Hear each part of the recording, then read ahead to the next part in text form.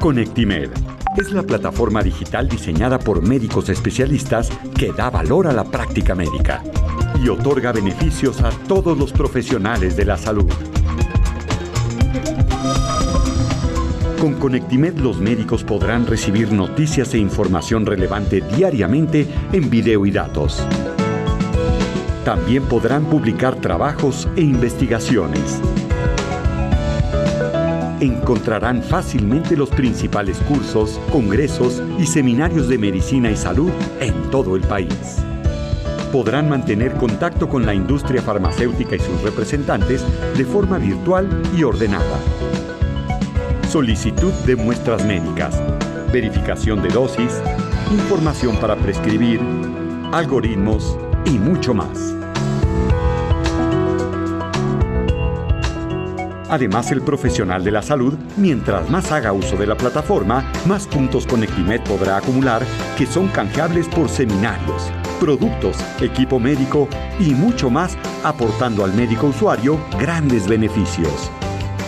Regístrate y disfruta de las ventajas Conectimed hoy mismo.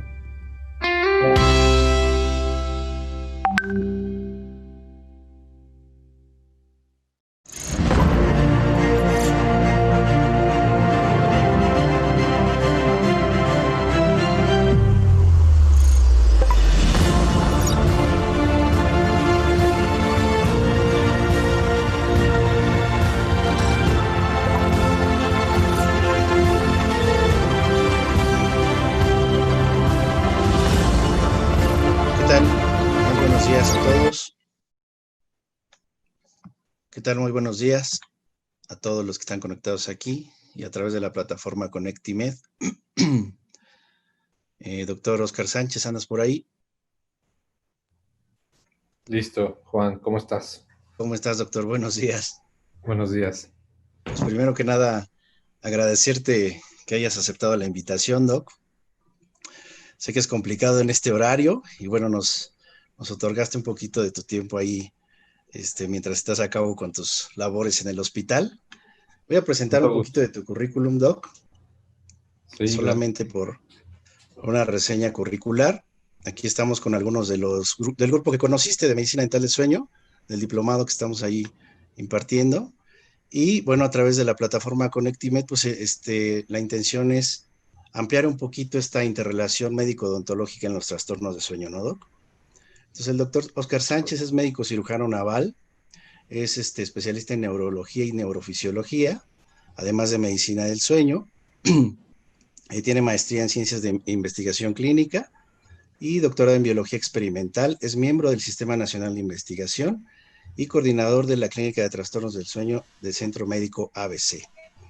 Y nos ha preparado esta presentación a propósito de un capítulo que escribió, nos ayudó a escribir en un libro que tenemos próximo a editar, ¿no? Que se complicó un poco también la impresión por esto de la pandemia, pero bueno, nos va a hablar de las enfermedades neurodegenerativas y la asociación con la enfermedad periodontal y también el impacto que tienen los trastornos de sueño. ¿Cierto, Doc? Así es, Juan, muchas gracias por la invitación, muchos saludos a todos los que nos están viendo. Trastornos del Sueño del Centro Médico ABC. Y nos ha preparado esta presentación a propósito de un capítulo que escribió, nos ayudó a escribir en un libro que tenemos próximo a editar, ¿no? Que se complicó un poco también la impresión por esto de la pandemia, pero bueno, nos va a hablar de las enfermedades neurodegenerativas y la asociación con la enfermedad periodontal y también el impacto que tienen los trastornos de sueño. ¿Cierto, Doc? Así es, Juan, muchas gracias por la invitación, muchos saludos a todos los que nos están viendo. Trastornos del Sueño del Centro Médico ABC. Y nos ha preparado esta presentación a propósito de un capítulo que escribió, nos ayudó a escribir en un libro que tenemos próximo a editar, ¿no? Que se complicó un poco también la impresión por esto de la pandemia, pero bueno, nos va a hablar de las enfermedades neurodegenerativas y la asociación con la enfermedad periodontal y también el impacto que tienen los trastornos de sueño. ¿Cierto, Doc? Así es, Juan, muchas gracias por la invitación, muchos saludos a todos los que nos están viendo. Trastornos del Sueño del Centro Médico ABC. Y nos ha preparado esta presentación a propósito de un capítulo que escribió, nos ayudó a escribir en un libro que tenemos próximo a, pues a editar, ¿no? Que se complicó un poco también la impresión por esto de la pandemia, pero bueno, nos va a hablar de las enfermedades neurodegenerativas y la asociación con la enfermedad periodontal y también el impacto que tienen los trastornos de sueño. ¿Cierto, Doc? Así es, Juan. Muchas gracias por la invitación. Muchos saludos a todos los que nos están viendo. Trastornos del sueño del Centro Médico ABC. Y nos ha preparado esta presentación a propósito de un capítulo que escribió, nos ayudó a escribir en un libro que tenemos próximo a, pues a editar, ¿no? Que se complicó un poco también la impresión por esto de la pandemia, pero bueno, nos va a hablar de las enfermedades neurodegenerativas y la asociación con la enfermedad periodontal y también el impacto que tienen los trastornos de sueño. ¿Cierto, Doc? Así es, Juan. Muchas gracias por la invitación. Muchos saludos a todos los que nos están viendo. Trastornos del sueño del Centro Médico ABC.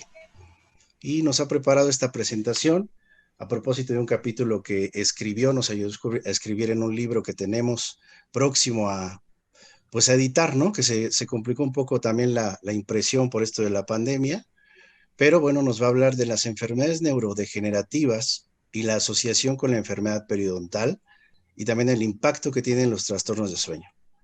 ¿Cierto, Doc? Así es, Juan. Muchas gracias por la invitación. Muchos saludos a todos los que nos están viendo. Trastornos del sueño del Centro Médico ABC. Y nos ha preparado esta presentación a propósito de un capítulo que escribió, nos ayudó a escribir en un libro que tenemos próximo a, pues a editar, ¿no? Que se complicó un poco también la impresión por esto de la pandemia, pero bueno, nos va a hablar de las enfermedades neurodegenerativas y la asociación con la enfermedad periodontal y también el impacto que tienen los trastornos de sueño. ¿Cierto, Doc? Así es, Juan. Muchas gracias por la invitación. Muchos saludos a todos los que nos están viendo. Trastornos del sueño del Centro Médico ABC. Y nos ha preparado esta presentación a propósito de un capítulo que escribió, nos ayudó a escribir en un libro que tenemos próximo a, pues a editar, ¿no? Que se complicó un poco también la impresión por esto de la pandemia, pero bueno, nos va a hablar de las enfermedades neurodegenerativas y la asociación con la enfermedad periodontal y también el impacto que tienen los trastornos de sueño. ¿Cierto, Doc? Así es, Juan. Muchas gracias por la invitación. Muchos saludos a todos los que nos están viendo. Trastornos del sueño del Centro Médico ABC. Y nos ha preparado esta presentación a propósito de un capítulo que escribió, nos ayudó a escribir en un libro que tenemos próximo a, pues a editar, ¿no? Que se complicó un poco también la impresión por esto de la pandemia, pero bueno, nos va a hablar de las enfermedades neurodegenerativas y la asociación con la enfermedad periodontal y también el impacto que tienen los trastornos de sueño. ¿Cierto, Doc? Así es, Juan. Muchas gracias por la invitación. Muchos saludos a todos los que nos están viendo. Trastornos del sueño del Centro Médico ABC. Y nos ha preparado esta presentación a propósito de un capítulo que escribió, nos ayudó a escribir en un libro que tenemos próximo a, pues a editar, ¿no? Que se complicó un poco también la impresión por esto de la pandemia, pero bueno, nos va a hablar de las enfermedades neurodegenerativas y la asociación con la enfermedad periodontal y también el impacto que tienen los trastornos de sueño. ¿Cierto, Doc? Así es, Juan. Muchas gracias por la invitación. Muchos de un porcentaje de importancia a las diferentes partes que tenemos en el cuerpo y van generando además las relaciones con otras zonas del cerebro. Estos dibujos que vemos aquí se llaman homúnculos, y este es el homúnculo de los roedores comparado con el de los seres humanos.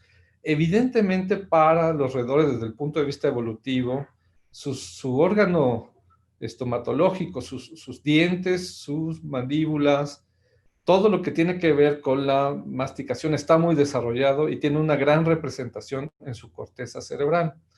Comparado con nosotros, nuestro principal órgano de percepción son, como vemos en este homúnculo, las manos, pero vean la lengua, la boca, quizás los dientes, ya viéndolo en la distribución cortical, en este corte, en donde vemos las circunvoluciones cerebrales y la región temporal, en donde tenemos ya aquí los dientecitos, vean, ¿no?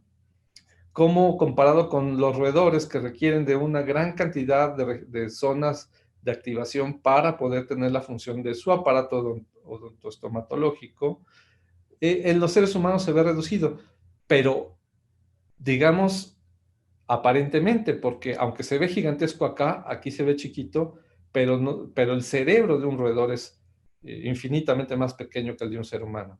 Y no solo eso, y esto es muy importante, las zonas de asociación de las diferentes regiones para el control de funciones son mucho más grandes en los seres humanos, toda vez que se ha desarrollado el telencéfalo, la corteza frontal y todos los sistemas de integración cognitiva que en mamíferos la mejor expresión que conocemos hasta ahora es el ser humano, pues todas estas zonas se van integrando para generar un cúmulo de zonas de interacción. Y por ejemplo, si bien hay una pequeña zona para los dientes, es muy importante que esta zona se interrelacione, por ejemplo, con los ojos. Cuando vamos a tomar algo para masticarlo, por ejemplo, tenemos que tener una coordinación visoespacial muy buena. Si no, nos podemos morder los dedos.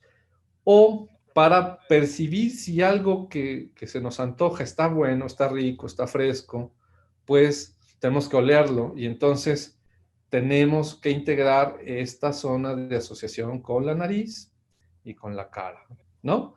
Con la corteza somatosensorial, por ejemplo, cuando algo está frío, algo está caliente o algo está incomible, ¿no? Entonces, como ven, aparentemente es mucho menor la zona que integra el aparato estomatológico, pero en realidad es que solamente es un nodo en donde se disparan todas las aferencias para la correlación en diferentes regiones cerebrales y tener una integración mucho más adecuada de nuestra función odontoestomatológica. Y así podemos oler a una distancia un pie, un pastel, como dicen en España, una torta o en Argentina, y podemos ya imaginarnos el tamaño, la forma, el sabor del pastel o de la torta sin necesidad de verla. Eso no lo pueden hacer los mamíferos inferiores. Y es muy importante ahora que hablamos de la integración cognitiva y el deterioro que tiene por la falla del sistema estomatológico. Aquí vean cómo en estas gráficas tenemos diferentes áreas de asociación del aparato estomatológico. Los labios, los dientes, la lengua se registran en la zona de la corteza frontal y casi en el límite con la corteza del lóbulo temporal, en la porción casi medial, muy cercana a la cisura de Rolando. Aquí lo vemos, perdón, al Valle Silviano. Y cómo las diferentes interacciones en otras regiones se van activando dependiendo del estímulo que estemos teniendo. Por ejemplo, si estamos comiendo un estofado, si estamos comiendo carne, pues se pueden activar zonas del cerebro que están asociadas con esto. Y se pueden activar zonas diferentes del cerebro si estamos masticando, si estamos macerando algo duro que algo blando. Entonces, habrá una reclusión o un reclutamiento de aferencias más grande entre más duro, más consistencia, más elementos de percepción tiene el alimento o lo que nos estamos llevando a la boca. Muy bien, bueno, entonces, ¿cómo se relacionan las enfermedades neurodegenerativas y la enfermedad parodontal? En realidad, parecía ser que hay una relación bidireccional. Las enfermedades neurodegenerativas ocurren principalmente en adultos mayores y en esta población, por desgracia, existen factores de riesgo que pueden complicar la enfermedad parodontal. Por ejemplo, una mala higiene dental. Nuestros adultos mayores en general, pero especialmente aquellos que tienen enfermedad neurodegenerativa, tienen mala higiene general, particularmente dental, y eso promueve procesos infecciosos e inflamatorios que aceleran el proceso de pérdida de piezas dentales, inflamación del órgano parodontal, disfagia, contaminación cruzada, por ejemplo, con cándida y otras bacterias que pueden hacer un proceso inflamatorio crónico y que se puede infiltrar por vía sanguínea hacia los vasos que van al cerebro y contaminarlo.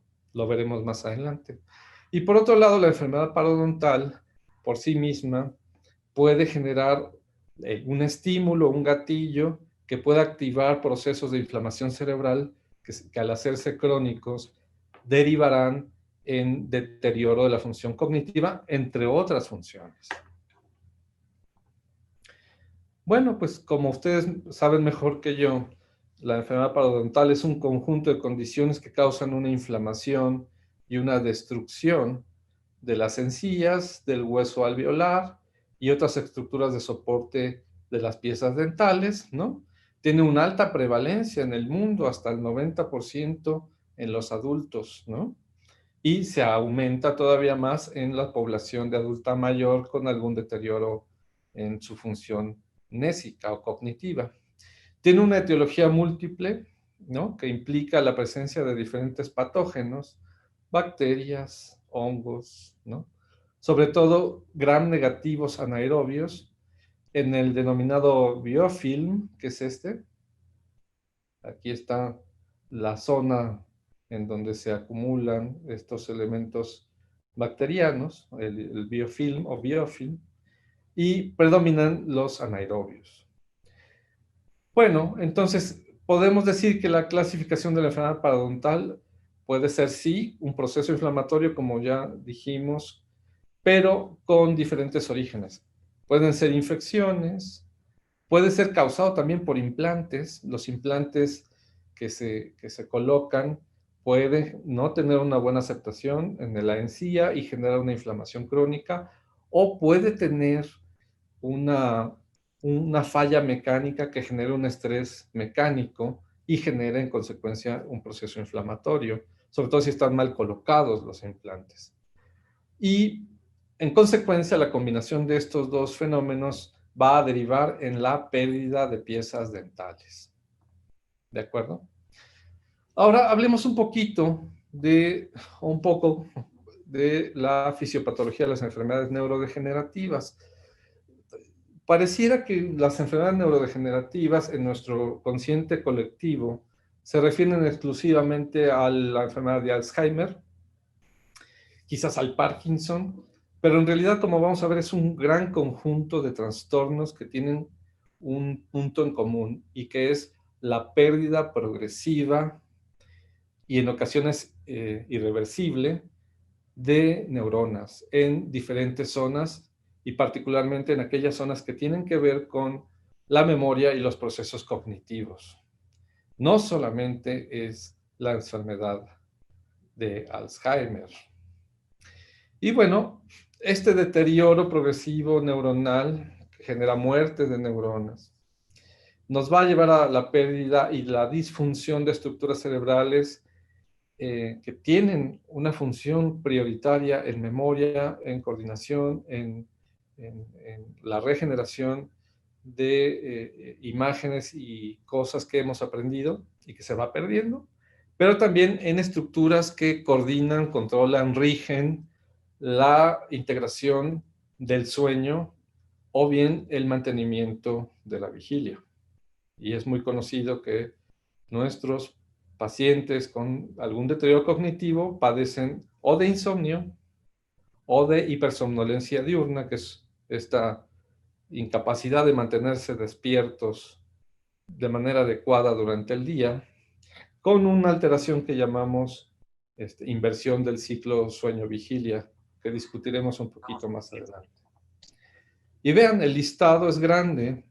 Como ven, no solamente era la enfermedad de Alzheimer o la demencia tipo Alzheimer, quizás dentro de este grupo, clasificándolos por el tipo de degeneración molecular, que es lo que se está acumulando en el cerebro para provocar estas enfermedades, pues la proteína tau es característica del acúmulo en diferentes zonas del cerebro, particularmente la región temporal, parahipocampal y el hipocampo, y que pueden derivar en enfermedad de Alzheimer o demencia tipo Alzheimer, demencia frontotemporal, degeneración córtico-basal, muchos trastornos, ¿no? Aquí los estamos describiendo, que están relacionados con el acúmulo de esta sustancia. Pero no es la única. Puede haber otro grupo de trastornos degenerativos en donde participa importantemente el acúmulo de otra proteína, que es la alfa-sinucleína. Y entonces genéricamente se denominan sinucleinopatías. El rey de esta es, por supuesto, la enfermedad de Parkinson, pero hay otro tipo de demencias, como la demencia de cuerpos de Lewy, la atrofia de múltiples sistemas, la neurodegeneración por acúmulo de hierro y causas postraumáticas. Otras causas de procesos neurodegenerativos son la esclerosis lateral amiotrófica, la enfermedad de Lou Gehrig, muy famosa, las ataxias espinocerebelosas y, en fin, un grupo amplio de trastornos. ¿Cómo es la fisiopatología? Vean cómo en este esquema, en este bonito esquema, se observa la conectividad neuronal atacada por esta formación de proteína alfa-sinucleína y cómo va deteriorando la conectividad neuronal, atacando principalmente la sinapsis. Este esquema de la estructura primaria de la alfa-sinucleína, como es una estructura mixta con una buena placa de grasa que la cubre, pues puede adherirse perfectamente a las superficies de los axones, invadirlos en términos de acúmulo, no como un agente viral o bacteriano, sino por la simple presencia, empiezan a generar fallas en la comunicación neuronal y esto va a derivar a la degradación, ¿no?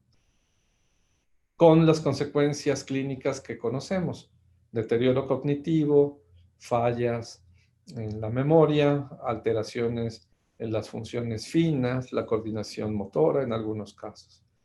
Bueno, en las taupatías ocurre algo muy similar, pero estas primordialmente atacan los microtúbulos de los axones y se acumula la proteína tau, que puede llegar a generar colapsos de los vasos, sangrados, microhemorragias y generar una disminución, por lo tanto, de la nutrición neuronal y una disminución progresiva del volumen cerebral a expensas de esta microalteración vascular. En general, este es el esquema de la producción de enfermedades neurodegenerativas. Por supuesto, el envejecimiento, pero el envejecimiento no es algo metafísico, que no se pueda tocar o que sea algo filosóficamente entendible. Es un proceso complejo de deterioro progresivo de funciones en el sistema nervioso central que afectan otros órganos. Por ejemplo, la muerte o pérdida de neuronas dopaminérgicas en la sustancia nigra periacueductal en la enfermedad de Parkinson. Pero no solo en la enfermedad de Parkinson, en los otros procesos neurodegenerativos también puede haber una pérdida de sustancia nigra. Entonces, también hay influencia de toxinas. Por ejemplo, hay una disminución en los procesos linfáticos. Esto es, la limpieza del cerebro ocurre todo el tiempo, primordialmente en las etapas profundas de sueño. Todos los días, todos los seres humanos producimos una cierta cantidad de toxinas, como la alfa-sinucleína o la proteína tau. El problema no es que se produzcan, el problema es que no se limpian, no se filtran, no se hace una adecuada eliminación de ellas y se van acumulando, como si se acumulara la basura en nuestra casa y poco a poco van infectando todo, ¿no? Entonces, el problema es que los procesos linfáticos, a lo cual se refiere la limpieza del cerebro, empiezan a alterarse. Y se vuelve un círculo vicioso porque en nuestros pacientes con deterioro cognitivo, que además tengan la enfermedad parodontal, empiezan a tener alteración en la integración de sueño profundo. Y tienen entonces una disminución de la capacidad de la limpieza cerebral y se acumulan estas sustancias. Entonces, un factor importante es no dormir adecuadamente para potenciar este deterioro. ¿De acuerdo? Tenemos exotoxicidad, todo lo que comemos, todas las sustancias que vienen en los conservadores, en los saborizantes, el tabaco, el alcohol, algunas sustancias que ahora están muy en boga, evidentemente drogas de uso recreativo en nuestros jóvenes, ¿no? Que por otro lado es muy peligroso porque impiden que haya un adecuado desarrollo de la corteza prefrontal y entonces nuestros jóvenes, antes de que maduren, ya están teniendo problemas de juicio o de ejecución que van a facilitar dentro de unos 10 o 20 años después la presencia de enfermedades neurodegenerativas. Y evidentemente, pues aunado al proceso de enfermedad parodontal, un incremento más rápido quizás de los trastornos neurodegenerativos. Los aspectos genéticos importan, sí, el estrés oxidativo es parte de la alteración y la disfunción mitocondrial. Todo esto en general engloba el proceso fisiopatológico de las enfermedades neurodegenerativas.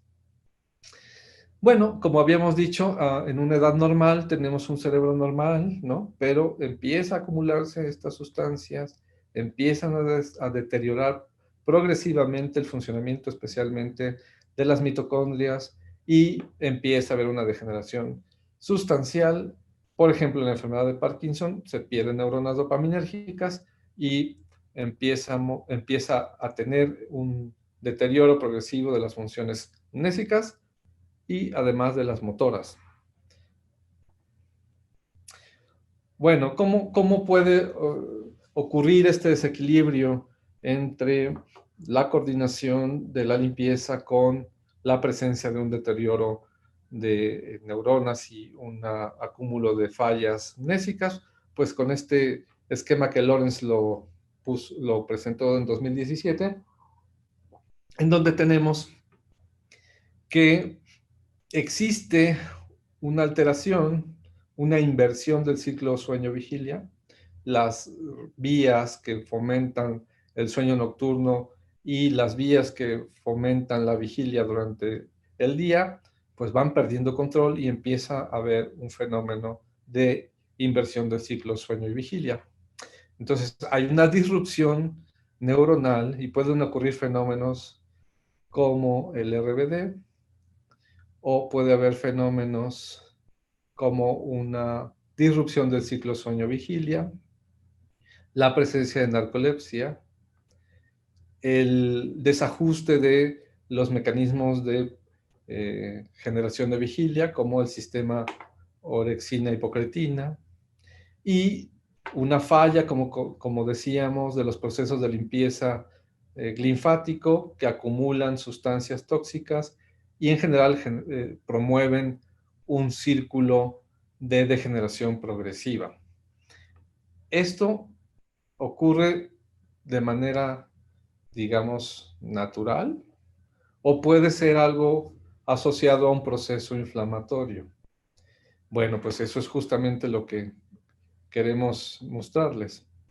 Miren, la progresión, por ejemplo, en las enfermedades de la homeostasia entre la vigilia y el sueño, en las enfermedades neurodegenerativas, se va a perder. Normalmente hay un umbral que ocurre después de que se han presentado 5 o 6 años después que se han presentado los primeros síntomas de alguna enfermedad neurodegenerativa.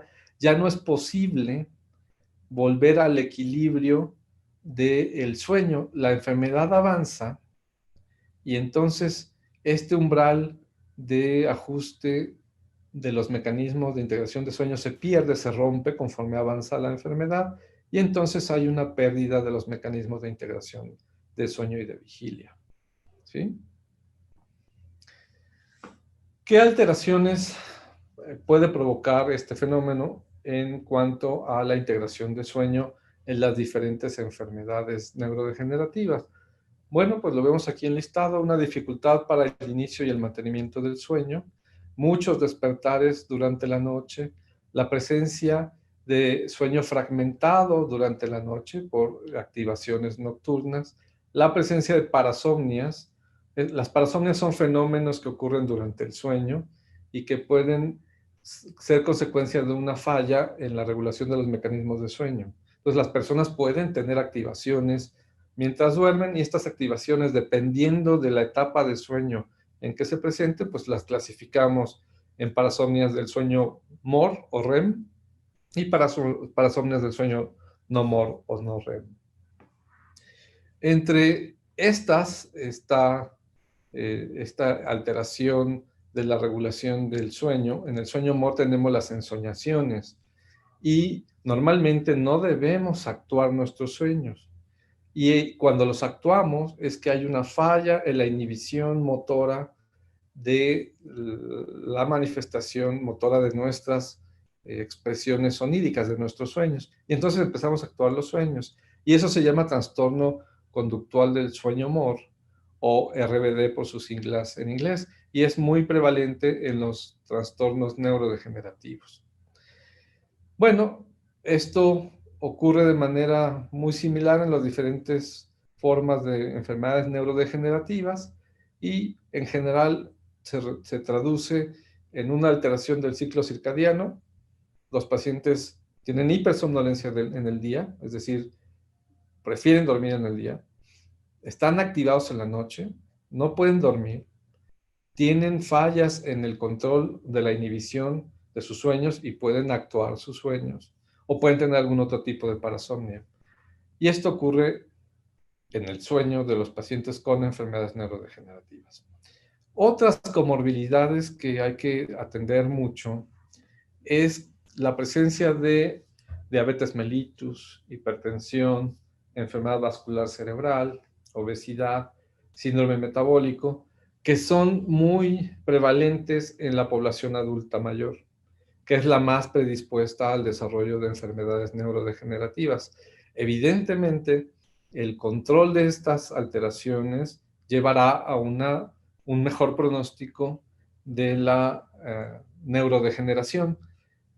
Pero, lamentablemente, en la práctica clínica real, este proceso no es tan sencillo. Los pacientes no tienen el soporte familiar para poder conseguirlo o los recursos para poderlo conseguir, especialmente en nuestros países de habla hispana, más marcadamente en Latinoamérica. Hay limitaciones importantes porque además hay una constante bombardeo publicitario del consumo de cosas que hacen engordar, con un alto contenido en grasas y en carbohidratos, con una gran facilitación de infecciones como caries que van a derivar en enfermedad parodontal, ¿no? Entonces, idealmente es importante poder controlar estos fenómenos comórbidos, pero la realidad es que no siempre se puede. Miren, aquí en esta revisión de la hipótesis del daño cerebral causado por la desaferentación del sistema odontoestomatológico, vean este diagrama. El envejecimiento asociado a las comorbilidades que hablamos hace una diapositiva puede generar una desaferentación dental múltiple. ¿Qué es la desaferentación? Es la falla o la eliminación de una vía de aferencia. Por ejemplo, si yo estimulo mi dedo, estoy generando una aferencia que va a llegar a mi corteza parietal, si es un estímulo doloroso, o a mi corteza motora si me quito un pedazo de músculo. Pero cuando me quito el dedo, hipotéticamente, ya no tengo ese foco de influencia. Y entonces, la región que controla mi dedo índice, pues se va a desaferentar, va a dejar de tener esta influencia de información y por lo tanto va a perder o va a empezar a degenerarse la información que estaba contenida relacionada con la función de mi dedo. Lo mismo ocurre con las piezas dentales y entre mayor cantidad de piezas dentales, mayor cantidad de áreas de regulación pueden afectarse. Entonces, hay otros factores de riesgo, como ya dijimos. Esta combinación va a generar una actividad neurovascular reducida, es decir, el aporte nutricional de pequeños vasos a las regiones reguladas por las regiones cerebrales que regulan a estos órganos, va a disminuir, ya no va a haber tanto flujo sanguíneo. Esto va a propiciar una hipoperfusión cerebral crónica y una neurodegeneración dependiente de beta-amiloide. ¿Por qué? Porque esta hipoperfusión crónica derivará en una neurodegeneración independiente de beta-amiloide y también a una sobreproducción de beta-amiloide. Como ya vimos, el beta-amiloide va a ser esta sustancia tóxica que se acumula y que estará deteriorando la neuroconducción y la comunicación interneuronal, que va a llevar al deterioro cognitivo. Muy bien, revisando algunos artículos asociados a esto que acabamos de hablar, vean la asociación entre la pérdida de dientes y la función cognitiva en un estudio con 3.063 pacientes chinos adultos en una comunidad. Este estudio fue de 2015 y lo hizo Lu Yanfeng con un grupo más que se publicó en Rochester, creo. Pero miren, está interesante. Aquí tenemos este valor, es la media de pérdidas dentales con su desviación estándar. Y esto es la evaluación mediante el SM5 de la función cognitiva en este grupo de personas con pérdidas dentales. Todas perdieron pérdidas dentales, todos tuvieron pérdidas dentales con una media de 10.2 piezas. Esto es alto, ¿no es cierto? Y una desviación estándar de 9.7. Se evaluó desde el punto de vista cognitivo a todas estas personas y se les agrupó en aquellos que tenían una cognición normal, aquellos que tenían una cognición intermedia o moderada, alteración de la cognición, y aquellos que tenían una franca alteración, una demencia. Y vean lo interesante, la cantidad de piezas dentales fue significativamente mayor, o la cantidad de piezas dentales perdidas fue significativamente mayor en aquellos pacientes con demencia que aquellos pacientes con un deterioro cognitivo moderado y que aquellos pacientes con un estado cognitivo normal. Esto sugiere fuertemente que hay una correlación entre el número de piezas dentales y el nivel de deterioro cognitivo en estos adultos mayores evaluados por este autor. Y da pie a pensar que efectivamente hay una relación muy importante entre la generación de aferencias por la integridad de las piezas dentales y su integración en zonas corticales cuya pérdida genera un deterioro de la información y por lo tanto un deterioro cognitivo. ¿Qué otros factores pueden afectar el estado cognitivo en nuestros pacientes? Bueno, la maloclusión, que va a derivar posiblemente en una mala calidad de sueño, porque la mala oclusión va a generar una disfunción de la vía respiratoria superior, la puede obstruir y generar el síndrome de apnea hipopnea obstructiva de sueño. Va a disminuir, por otro lado, el sueño MOR. El sueño MOR, o REM, por sus siglas en inglés, es la etapa de sueño en la cual se piensa o se ha estudiado por muchos estudios y evidencia científica que está relacionada directamente con los procesos cognitivos o cognoscitivos y que su integración adecuada va a permitir que al día siguiente funcionemos de una manera adecuada desde el punto de vista cognitivo. La disminución del sueño MOR o su ausencia, sobre todo si es por periodos largos, va a generar un fenómeno de deterioro cognitivo.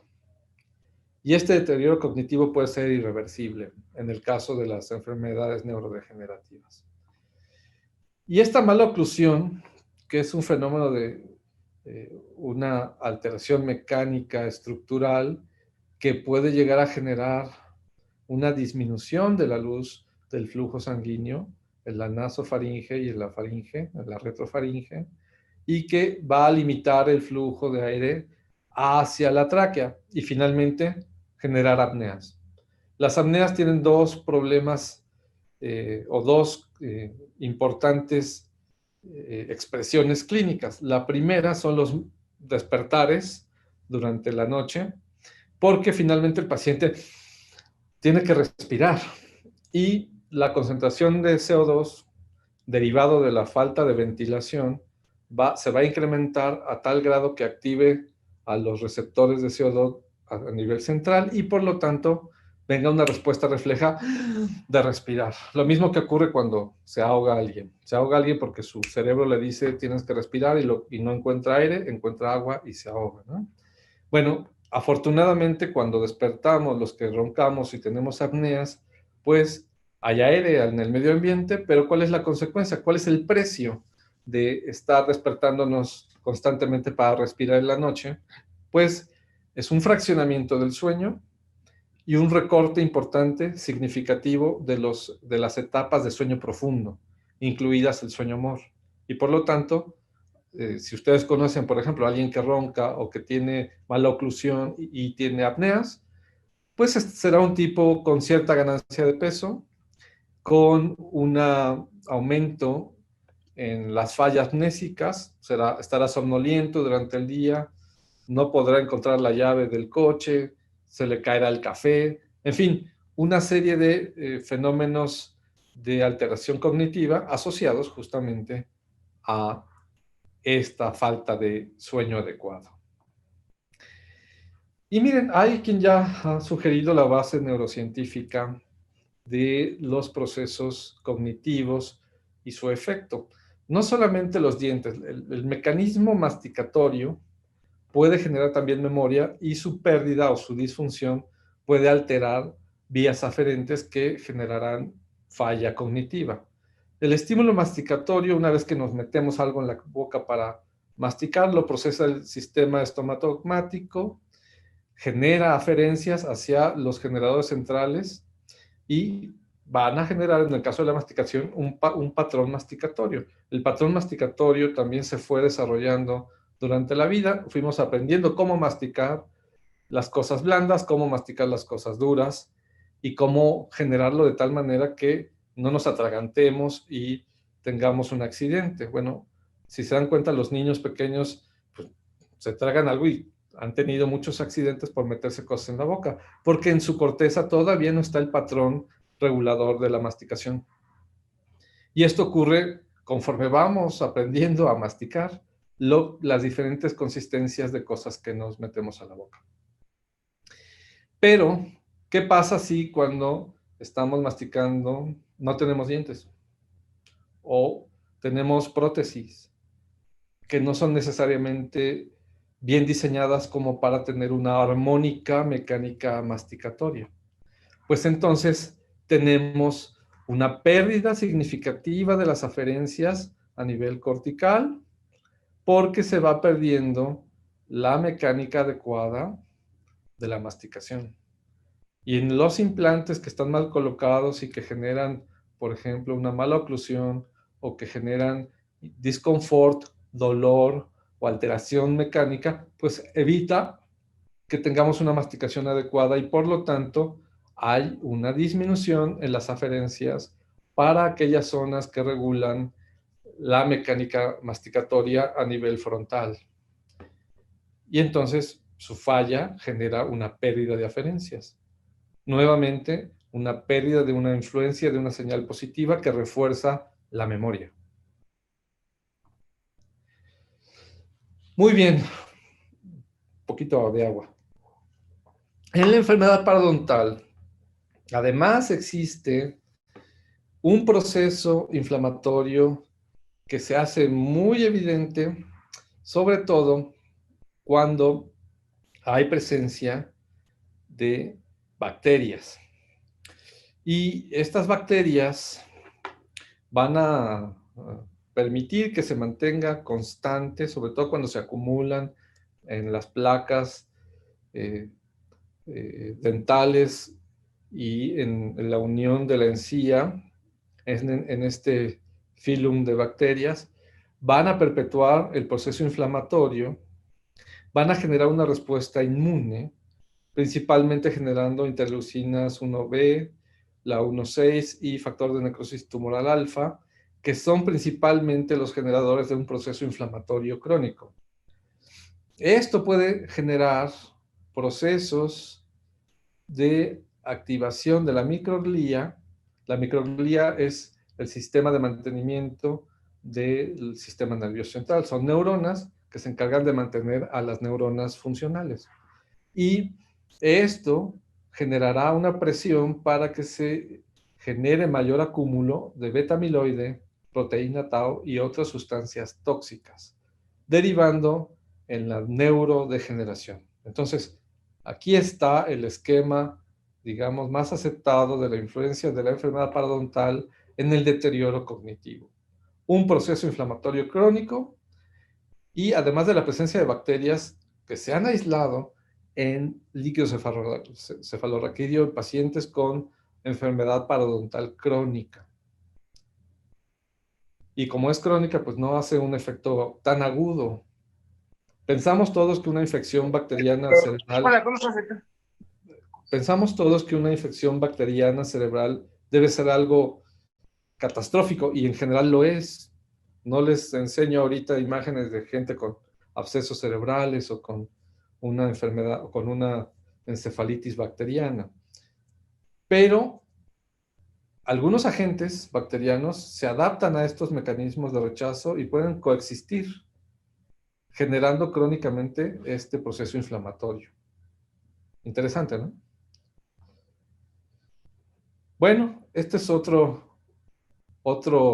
esquema, pero ya relacionado con el proceso de la degeneración, igualmente, acúmulo de proteína tau, beta-amiloide o alfa-sinucleína, disfunción de la actividad de la glía o de las células que promueven el mantenimiento, por lo tanto, acúmulo de sustancias. En fin, hay mucha evidencia que habla de que estos procesos están constantemente afectando estos procesos asociados a la enfermedad parodontal están constantemente afectando de una manera crónica y a través de procesos inflamatorios la función cognitiva. ¿Cómo se ve afectado el sueño? ¿De qué manera estos procesos en pacientes con enfermedad neurodegenerativa se ve afectado el sueño? Vean, por ejemplo, la enfermedad de Parkinson se ha reconocido como un padecimiento multidimensional asociado a síntomas motores, pero no solamente alteraciones motoras, también hay alteraciones en el sueño, ¿no? Sí hay disfunción autonómica, trastornos del estado de ánimo, alteraciones cognitivas, dolor, psicosis, pero también se afecta el sueño. Y los mecanismos fisiopatológicos que envuelven a esta disfunción están relacionados tanto en el sistema dopaminérgico, pero también asociado a otras regiones que no son dopaminérgicas. Por ejemplo, el sistema de regulación orexinérgico. El sistema orexinérgico en el hipotálamo lateral está asociado a la promoción de la vigilia. Y entonces, los pacientes con Parkinson sí tiemblan y tienen alteración de la vía dopaminérgica, pero también tienen alteración de la vía orexinérgica. Y por lo tanto, durante el día no pueden mantener la vigilia y tienen en consecuencia hipersomnolencia diurna.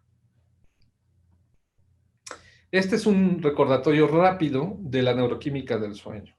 Tenemos que la vigilia está promovida por principalmente monoaminas estimulantes como la noradrenalina y la serotonina, con una caída importante de la acetilcolina. Hay activación del tálamo y la corteza a través de las vías orexinérgicas, incremento de las vías histaminérgicas y una caída del sistema inhibidor GABA en el hipotálamo. Bueno, conforme vamos durmiendo, estos sistemas se van apagando y en los núcleos del tallo ya hay una disminución de la noradrenalina y la serotonina. Conforme se profundiza el sueño y particularmente en el sueño MOR, hay un aumento de la acetilcolina y hay una disminución de la activación del tálamo. Como decíamos, las vías orexinérgicas que promueven la vigilia disminuyen. Hay una disminución de las vías histaminérgicas que también promueven la vigilia. Y aquí ya hay un aumento del GABA, también regulado en la región talámica, ¿no? Entonces, de una manera muy simple, pero muy ilustrativa, esto es lo que ocurre en la regulación del sueño, de los ciclos de sueño y de vigilia, que se ven alterados en las enfermedades neurodegenerativas. ¿Qué trastornos de sueño tenemos? Por ejemplo, en el Parkinson, la frecuencia de estos trastornos va de un 60 hasta un 90%. Y estos van a alterar significativamente la calidad de vida de los pacientes con Parkinson. Por eso hay que tratarlos de manera adecuada y prevenir enfermedad parodontal, que añade deterioro a ellos. Trastornos de sueño y vigilia. Durante la vigilia hay fragmentación, perdón, durante la vigilia hay alteraciones que ya vimos, que es la hipersomnolencia diurna. Y durante el sueño hay fragmentación del sueño, trastornos respiratorios, movimiento periódico de extremidades, insomnio, pesadillas, parasomnias, como ya dijimos, y trastorno conductual del sueño MOR. El insomnio secundario, síntomas motores y no motores. Los síntomas motores nocturnos generalmente se deben a un efecto que llamamos wearing off. El wearing off es una, como su traducción literal sería descubrir o desvestir o quitar el aporte de la influencia de la dopamina, porque el fármaco ya dejó de funcionar en la noche y por lo tanto los pacientes pueden tener síntomas motores, calambres, temblor, rigidez, y esto altera el confort para el sueño y puede hacer que no duerman. Esto genera el insomnio. Y se ha observado que el temblor persiste durante el sueño MOR. Este puede ser la causa de pequeños despertares durante la noche. La rigidez persiste también, hay bradicinesia y esto impide que el paciente se pueda mover. Imagínense estar como en un estado de congelamiento en la cama, sin poderse mover, sintiendo la presión del colchón sobre alguna parte del cuerpo. Es verdaderamente angustiante para los pacientes. Bueno, aquí este esquema de la regulación de la melatonina, el cortisol en el plasma. Esto es cómo se divide o cómo se comporta la concentración de la melatonina, el cortisol y la temperatura en el cuerpo en las diferentes horas del día. Cuando entramos en la noche, vean cómo hay un pico de melatonina, y la melatonina es una neurohormona que promueve el sueño. Entonces, cuando el sol desaparece, empieza a haber una caída justamente de la concentración de melatonina, pero luego viene un pico enorme que es el promotor principal del inicio de los procesos de sueño. ¿Qué ocurre en los pacientes con enfermedades neurodegenerativas? Vean, la concentración de melatonina. Esto es un paciente normal. Esta es la concentración de melatonina en sujetos sanos. Pero vean la concentración de melatonina en enfermos de Parkinson. Una caída importante y significativa. Pero ¿qué pasa con aquellos pacientes que tienen Parkinson y que además tienen somnolencia excesiva diurna? Bueno, miren, esto está aumentado. Aquí está el enfermo. Esta gráfica son los enfermos de Parkinson y su concentración de melatonina. Vean más o menos 50 por acá. Es esta misma gráfica. Pero se ha visto que aquellos pacientes que además tienen somnolencia excesiva diurna y tienen Parkinson, aún tienen una concentración más baja de melatonina. Y la melatonina también es una consecuencia del deterioro de la integración de sueño. Si no se produce suficiente, ocurren estos fenómenos. También derivado de esos procesos de inflamación. También los fármacos generan problemas en las neurodegenerativas. Y solamente por mencionar el uso crónico del Sinemet o de la levodopa en pacientes con Parkinson puede provocar gingivitis y un proceso de inflamación crónico. Imagínense cuando además tienen que tomar medicamentos para la presión, para la diabetes o para controlar la glucosa. que todos son agentes ácidos que modifican el pH y que pueden generar enfermedad parodontal. La somnolencia excesiva diurna en los pacientes con Parkinson afecta entre el 15 y el 50%. Existe fragmentación de sueño, ya vimos, asociado a la apnea y hipopnea del sueño, a los movimientos periódicos de extremidades, la presencia de narcolepsia, dolor, calambres por no poderse mover, trastornos psiquiátricos. Y tiene un mecanismo. Existe una correlación entre la reducción de neuronas, hasta el 40% de las neuronas, en el hipotálamo lateral y posterior, que van a generar hipersomnolencia diurna. ¿Qué les dije que había en el hipotálamo lateral o posterior? Pues la vía orexinérgica. En las enfermedades neurodegenerativas hay un acúmulo también de placas, como esta, ovillo neurofibrilar, que va a generar destrucción neuronal en esa zona y que va a evitar la producción adecuada de orexinas. Al no producirse una producción adecuada de orexinas, ocurre que no se mantiene la vigilia durante el día. Y por lo tanto, los pacientes cursan con hipersomnolencia diurna, ¿no? Además de la influencia de los fármacos y otros factores como la depresión, que generan, por supuesto, mayor hipersomnolencia durante el día. Y esta paciente, por ejemplo, no podría estar preocupada por cuidarse la dentadura, ¿no? Aquí vemos en este estudio de Fronschek en 2007, él hizo cortes histopatológicos en cadáveres de sujetos sanos y midió la cantidad de cuerpos neuronales que producían orexinas y encontró que había un patrón normal en los sujetos sanos, pero vio una caída significativa en la cantidad de neuronas orexinérgicas, productoras o promotoras de orexinas que promueven vigilia en aquellos pacientes, en aquellos cadáveres de pacientes que tuvieron enfermedad de Parkinson. Lo mismo para el líquido cefalorraquídeo. Las concentraciones de orexinas en líquido cefalorraquídeo de esas regiones, el hipotálamo lateral y posterior, eran normales en aquellos controles que en vida no tuvieron Parkinson, pero mucho menores en aquellos controles, en aquellos pacientes que tuvieron Parkinson en vida. Entonces, esto traduce que efectivamente hay una destrucción progresiva de neuronas orexinérgicas en el hipotálamo posterior que promueven hipersomnolencia. ¿Y cómo duerme un paciente con Parkinson? Pues vean, el sueño muy fraccionado, despertares durante la noche, escasa integración de sueño-humor.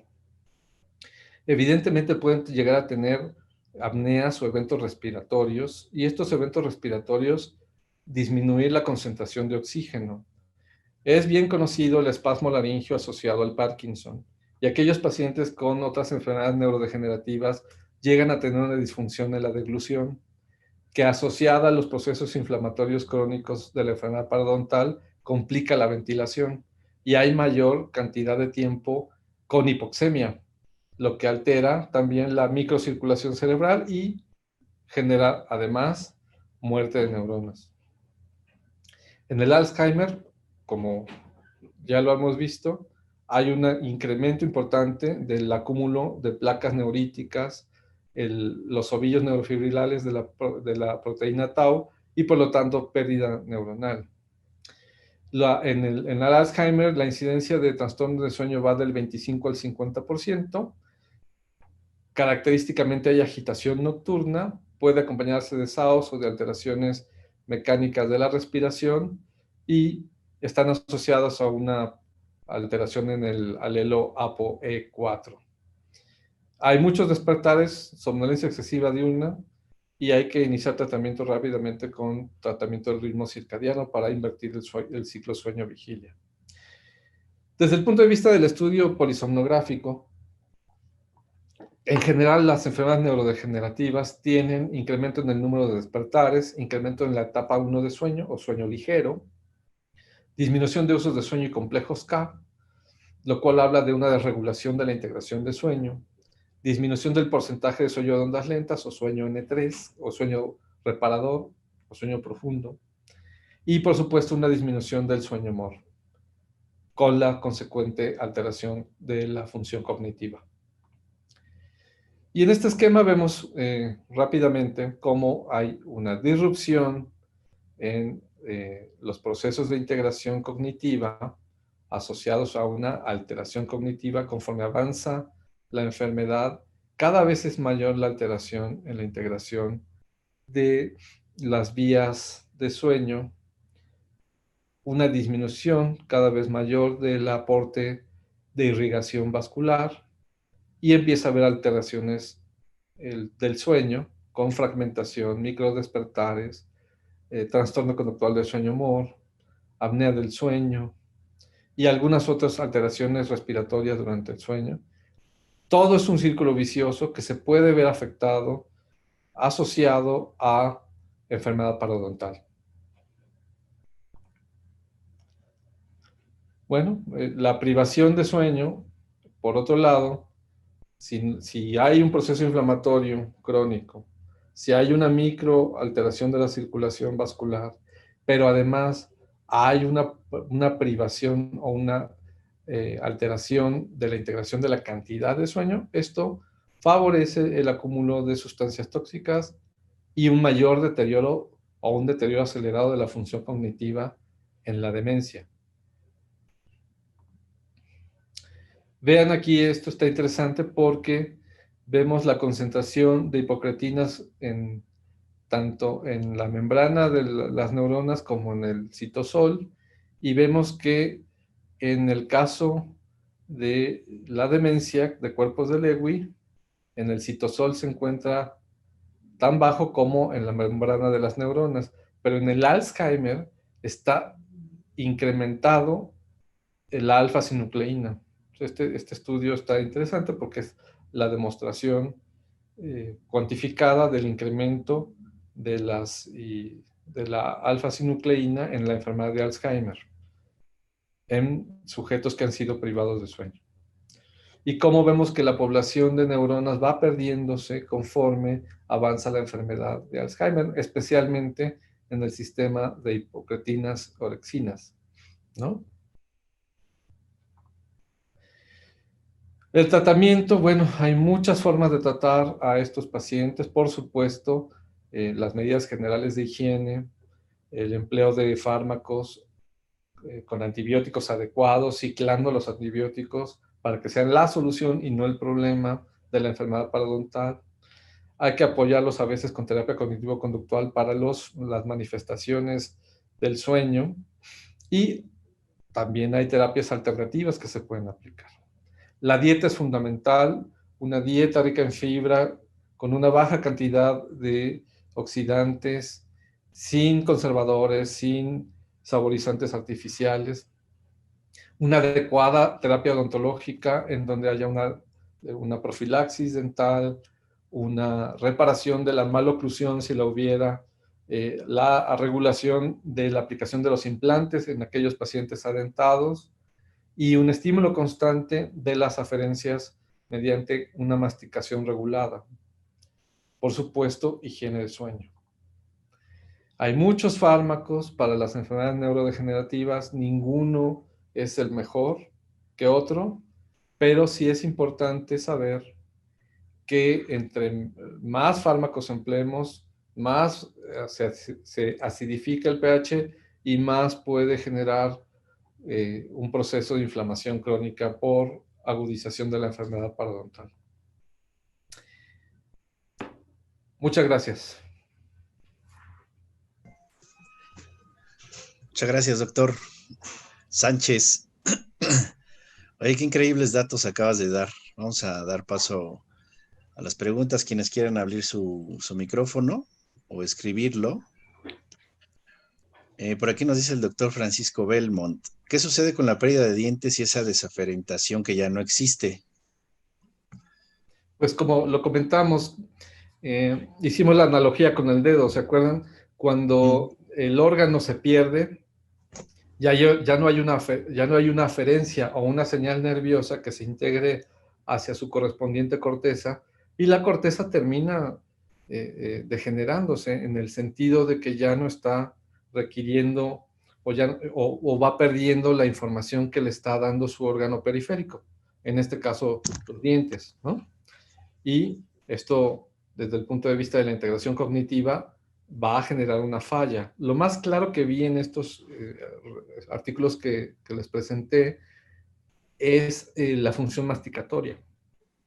Si no hay dientes a la hora de masticar, no se genera la información para regular la función masticatoria a nivel central.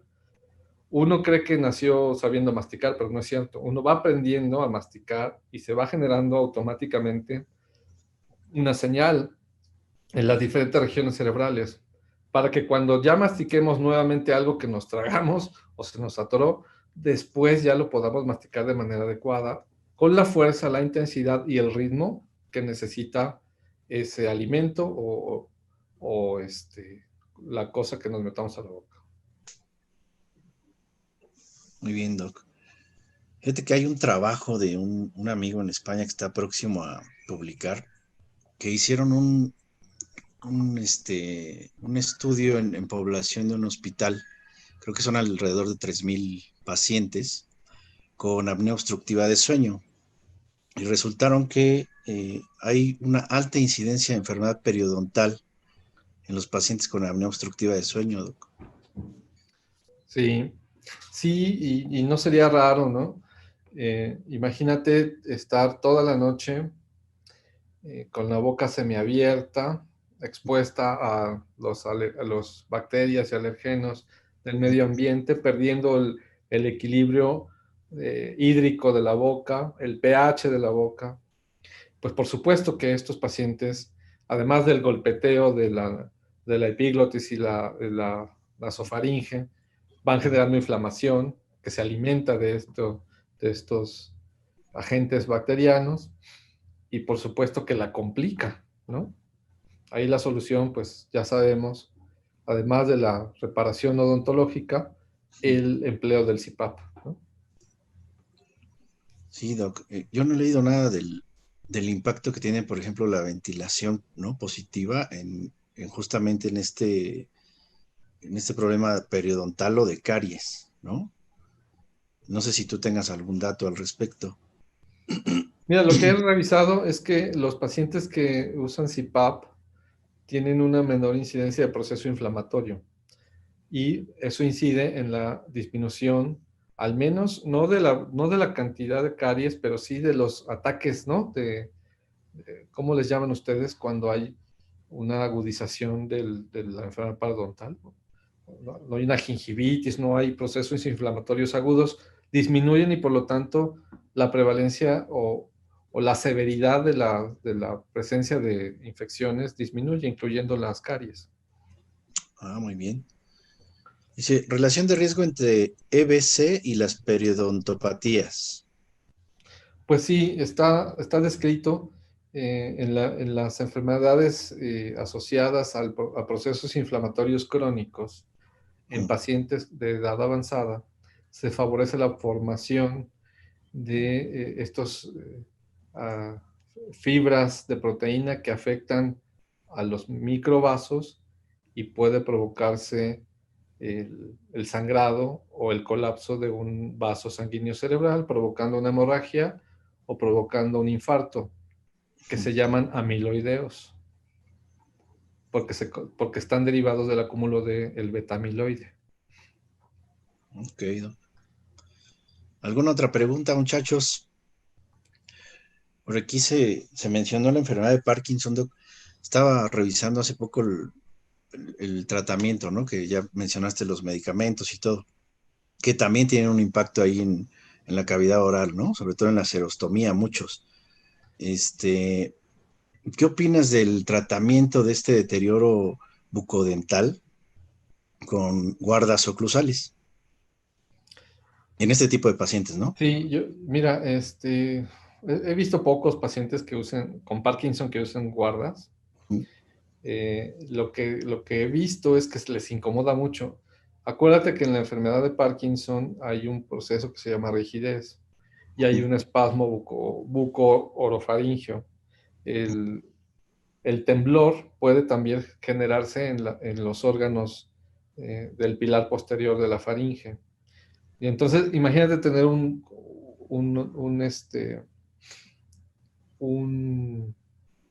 una guarda que es un objeto extraño y además tengas un espasmo, ¿no? Les molesta mucho. Yo creo que en principio puede ser una buena idea, pero hay que buscar e individualizar cómo le vas a hacer la guarda a un paciente de estas características. Sí, sí, y también depende de la intensidad, ¿no? Como del grado de evolución de la enfermedad, ¿no? Sí, por supuesto. Sí. Imagínate que es que como va progresando, Sí. en la noche le metes una guarda, normalmente no hay alguien vigilando si se la deja bien puesta o no. ¿Y qué tal si se le mueve? Y entonces el paciente no puede quitarse su guarda de la boca. De verdad puede hasta ahogarse, creo yo. Sí, sí, sí. Sí, hay poco, la verdad es que encontré muy poco. Y y pues no, más bien como que le dan prioridad a otro tipo de sintomatologías, ¿no, Doc? Sí, pues mira, es que lamentablemente tenemos, y esto qué bueno que se hacen estos webinars de integración, pero tenemos muy poca capacidad los profesionales de la salud de trabajar interdisciplinariamente. Claro, Y los claro. soslayan. La mayoría de mis colegas que atiende pacientes con alguna enfermedad neurodegenerativa no prioriza el sueño y no prioriza la enfermedad periodontal, por ejemplo. No, eso puede esperar, hay que darle su levodopa, ¿no? Y es un riesgo porque al final, más bien es un tiro al pie, ¿no? Porque finalmente, si tú permites que otros profesionales entren a cubrir ese aspecto, redondeas el tratamiento y tienes un mejor pronóstico, le va a ir mejor al paciente. Claro. Oye, Doc, uno de los signos del Alzheimer es esta anosmia, ¿no? Sí, bueno, hay una pérdida progresiva de la olfacción, sí. Y Sí. habrá algún dato, por ejemplo, de alguna relación con alguna vacuna y el desarrollo de Parkinson, como lo pasa con la narcolepsia o con la ataxia cerebelosa. Que tú preguntas si una vacuna lo provoque. Si una vacuna se ha implicado en este tipo de trastornos degenerativos. No. No, las vacunas tienen, por desgracia, muy mala fama últimamente, ¿no? Mm. Efectivamente, en algunos casos, algunos pacientes privados de sueño que se vacunan y que al privarse de sueño no generan la protección autoinmune para poder resistir la carga de una influencia inmune como es la vacuna, pues se pueden infectar. Sí, efectivamente, en esas condiciones. Pero una vacuna que provoque Parkinson o que provoque una enfermedad degenerativa, No que pues haya no. relación, nunca sea. Pues mira, pues se puede buscar la relación, ¿sí? Ujú. Pero yo creo que cuando ya vacunas a un paciente con una enfermedad neurodegenerativa, ya viene corriendo su proceso fisiopatológico, ¿no? Ujú. Quizás si hay una mala reacción con la vacuna, solo sea, digamos, la gota que derrama el vaso, pero no la causa. Claro, hay otros factores, ¿no? Que ahí. Claro. Gracias, Doc. Dice, el uso excesivo de melatonina en pacientes con Alzheimer, ¿al final puede ser contraproducente? ¿A qué se refieren con uso excesivo? No sé, a ver, doctor Belmont, ¿quiere abrir su micro? Hola. Hola. Sí, Hola, doctor Belmont. hola, buen día. Felicidades, estuvo muy interesante la plática. Eh, Gracias. ah, el punto es que les den melatonina para inducir el sueño y que al final eh, no lo logren porque no tengan otros factores, no controlen otros factores que estén provocando ese cambio de arquitectura o esa problemática del sueño. Sí. Bueno, hay que empezar diciendo que la melatonina en términos de su concentración y de su toxicidad tiene un rango muy alto. Hay pacientes que con 3 miligramos tienen para inducir sueño suficiente en la noche y hay pacientes que se toman hasta 60, 70 miligramos o hasta 100 miligramos. Y lo que se ha visto importantemente con esas altas concentraciones es que además promueve la prevención de cáncer, y que ese es otro gran tema. Entonces, el rango terapéutico de la melatonina es muy alto. Para que haya, digamos, una toxicidad por melatonina, debe haber una concentración muy alta, casi más de 100 miligramos, ¿no?, en dosis. Y lo que sí puedo decir es que si la melatonina no sirvió para que un paciente duerma, pues se la quitamos, probamos otras alternativas. Idealmente decimos melatonina porque es una neurohormona, digamos, amigable, que la generamos nosotros, pero que a veces no es suficiente y que es bien tolerada por el cuerpo, ¿no? En lugar de dar benzodiazepinas, por ejemplo. Imagínense una benzodiazepina, Tafil, Riazolam, Alción, la que me digan, en un paciente con enfermedad parodontal, con inflamación de la vía respiratoria, con apnea del sueño y con deterioro cognitivo, pues lo ponchas. Es decir, Claro. terminas agudizando su problema respiratorio. Sí, claro. Y sobre todo si algunos de los pacientes están tomando control, algún otro medicamento que esté controlando algunos otros problemas. Sobre todo, muchos de ellos tienen problemas de hipertensión, Sí, algunos claro. otros tienen problemas ¿cómo se llama? Que están tomando para evitar un EBC, no sé, y algunos están como inductores del sueño en un momento dado, o para controlar ciertamente que estén tranquilos. Sí, es muy complejo el manejo farmacológico de estos pacientes porque todos los fármacos tienen efectos colaterales. Y hay que estar jugando con el efecto colateral y además con el efecto directo. Es difícil, es muy complejo, sí. Ok, Gracias. Doc. Pues muchas gracias, Doc. Yo creo que para ser sábado te agradecemos mucho el tiempo. No, gracias, de verdad. Ojalá que les haya gustado y si hay preguntas, ahí está. No sé si haya inbox en este Zoom, pero confío en que les puedas compartir mis datos. Todos los datos, Doc. Muchas gracias. Ahí está el reconocimiento para el doctor Oscar Sánchez Escandón. Pues los invitamos a quienes nos escuchen y nos vean a través de Connectimed.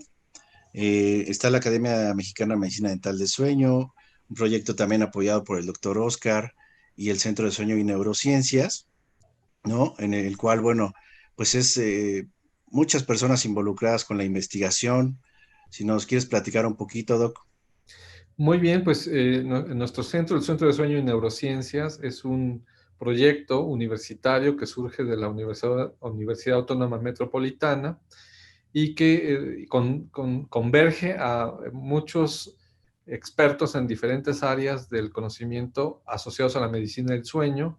Tenemos psicólogas expertas en terapia cognitivo-conductual, doctoras en investigación y en sueño. Tenemos otorrinos, tenemos, por supuesto, a Juanito, que es nuestro odonto estomatológico, terapeuta experto en sueño, ¿no? Tenemos a psiquiatras, tenemos investigadores de alto nivel como el doctor Javier Velázquez, tenemos a su servidor en neurología y neurofisiología. En fin, somos una organización que busca el desarrollo, la atención y la difusión de la medicina del sueño de manera integral, no como una visión única de un otorrino o la visión única de un neurólogo o la visión única de un psicoanalista o psicoterapeuta, sino integrando, como ya vimos, una práctica médica grupal que permita la mejor atención a los pacientes, porque cada quien lo atiende desde su punto de vista y eso enriquece mucho su atención y su pronóstico en trastornos de sueño. Así es, pues los más beneficiados son los pacientes, ¿no? La sociedad de todos esos Exactamente. trabajos en investigación y fortalecer el vínculo multidisciplinario, ¿no? Justamente. Pues ahí está la invitación. Todos los datos estarán en la página de Connectimed a través de la Academia Mexicana de Medicina Dental de Sueño. Y pues les agradecemos a todos los que estén conectados aquí en Zoom y en las plataformas. Doctor, un abrazo y estamos en contacto. Cuídense, no se confíen, todavía tenemos mucho contagio de COVID. Sí, sí, sí. Todos con cuidadito. Muchas gracias. Un abrazo, cuídense. Un abrazo, Doc. Bye. Abrazo a todos. Gracias.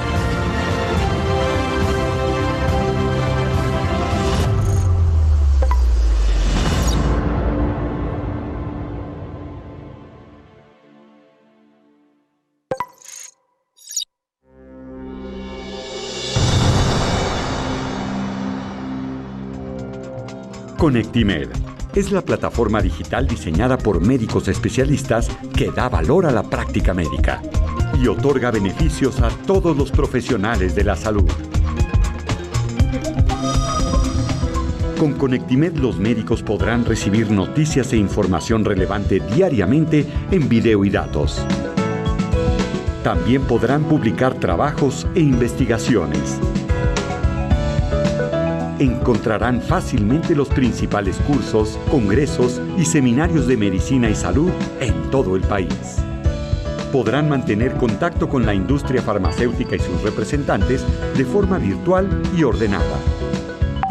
Solicitud de muestras médicas, verificación de dosis, información para prescribir, algoritmos y mucho más.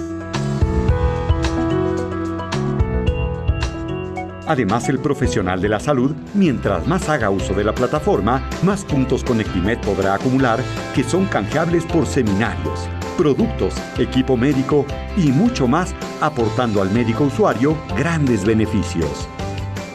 Regístrate y disfruta de las ventajas Conectimed hoy mismo.